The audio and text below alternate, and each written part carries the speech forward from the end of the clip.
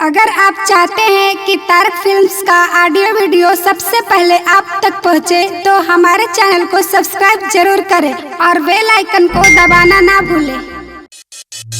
पानी निकल रहा है, म्यूजिक बाय तारक बिहारी, बाबा रिकॉर्डिंग स्टूडियो, सचिन पालीगांव, सूरत। पानी निकल रहा है, तुझे हमको बुलक ले जाता है, रात भर संग हिलाता है। तुझे हमको बुलक ले जाता है, रात भर संग हिलाता है। करती हूँ माना बजाता है गाना, करती हूँ माना बजाता है गाना, कमरिया झुका रहा है। लगन में साटा चल रहा है, जवानी से पानी निकल रहा है। दाना दन साटा चल रहा है कि लहंगा से पानी निकल रहा है।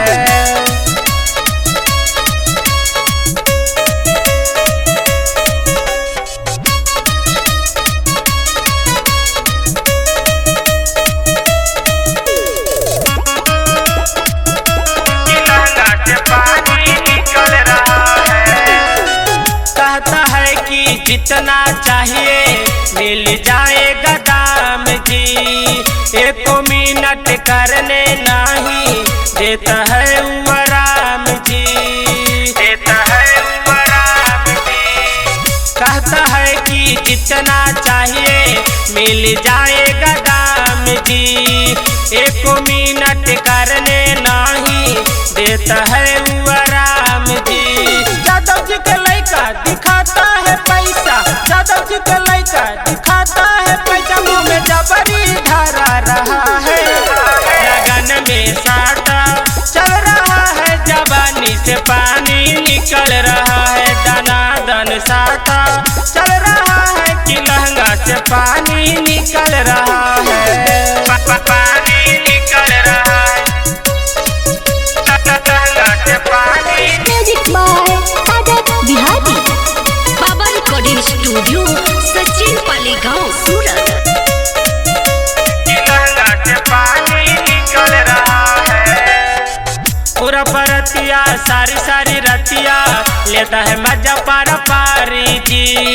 लवली अकेला चंदन के संग में आया है तारक बिहारी जी, आया है तारक बिहारी जी।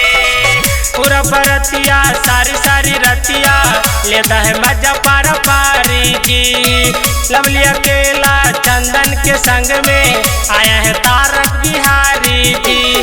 डीजे साउंड वाला तरुण प्रेमी, डीजे साउंड वाला तरुण प्रेमी का गाना बजा रहा है।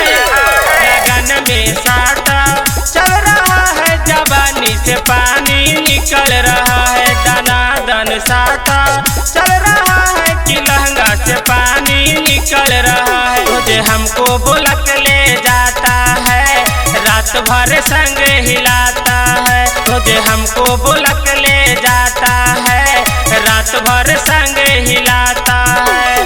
करती हूँ माना बजाता है गाना, करती हूँ माना बजाता है गाना, कमरिया झुका रहा है।